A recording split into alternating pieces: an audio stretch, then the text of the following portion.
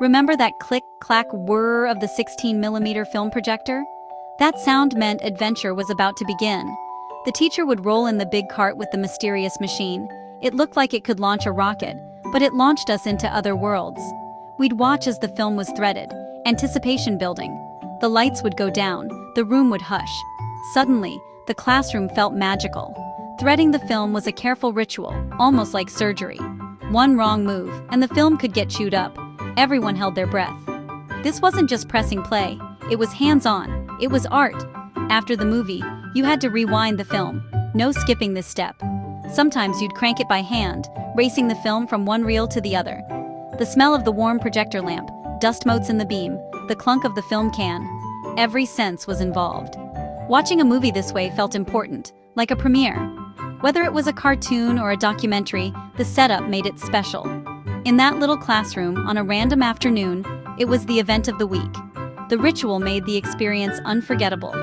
It wasn't just about the movie, it was about the magic of the moment.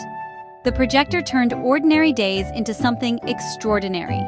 Even the rewinding felt like putting the magic back in the box. That's why we remember it so fondly. The whirring machine made every film an adventure. Let's talk about the real stars, the companies behind those reels. Hollywood giants like Warner Brothers and Paramount brought Bugs Bunny and Popeye right into our classrooms. These weren't just cartoons, they were masterpieces that made learning fun.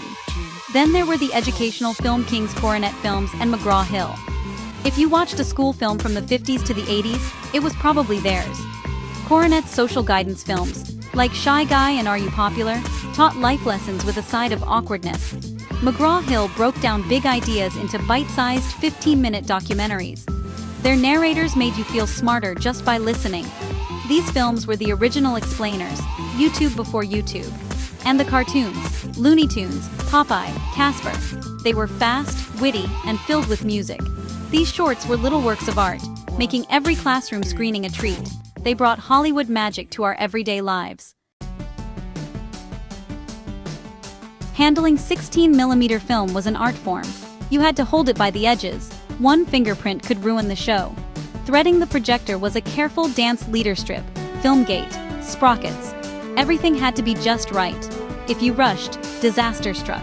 Jittery images or torn film. After the credits rolled, the job wasn't done. The film had to be rewound, no shortcuts. Most projectors had a rewind switch, but some used manual cranks, a mini workout. As you cranked, you could check for damage, caring for the film like a treasure. Rewinding was a quiet moment of respect for the magic you'd just witnessed. It was about leaving things ready for the next adventure. The ritual made you part of the story. Every step, from threading to rewinding, was part of the experience. That's what made it unforgettable. In school, these films were a lifeline, a break from routine. Movie day meant excitement, no matter the topic. The darkened room, the flickering light, it turned learning into an adventure. Films made complex ideas come alive. Planets soared, volcanoes erupted, all from our desks. They sparked curiosity and broadened our horizons. At home, families gathered for movie nights, sharing popcorn and laughter. It was a special event, more memorable than just watching TV. These films created lasting memories, cartoons that made us laugh, documentaries that filled us with wonder. They became part of our collective memory. The experience shaped our humor, our curiosity, and our love for stories. Whether at school or home, these films brought people together. They were more than entertainment. They were windows to the world, and they made every viewer feel like part of something bigger. Did you know many Looney Tunes were made for theaters before landing in classrooms? Animators like Chuck Jones and Tex Avery packed in jokes for kids and adults alike. Coronet Films, based near Chicago, made over 1,000 educational shorts, one for every subject.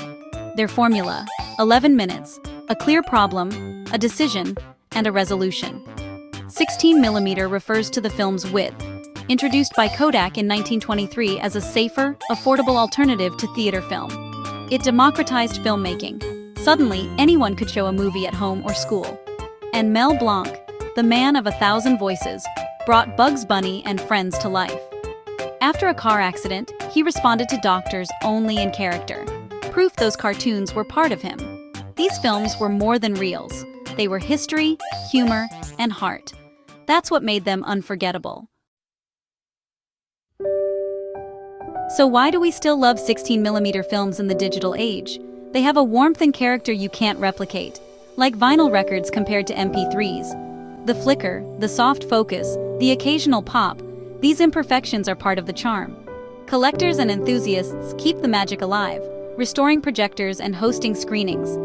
These films are artifacts, time capsules of hopes, fears, and humor from another era. Watching together in a dark room creates a shared experience, a communal campfire. It's about connection, nostalgia, and storytelling. The magic isn't just in the technology, it's in the memories and the moments.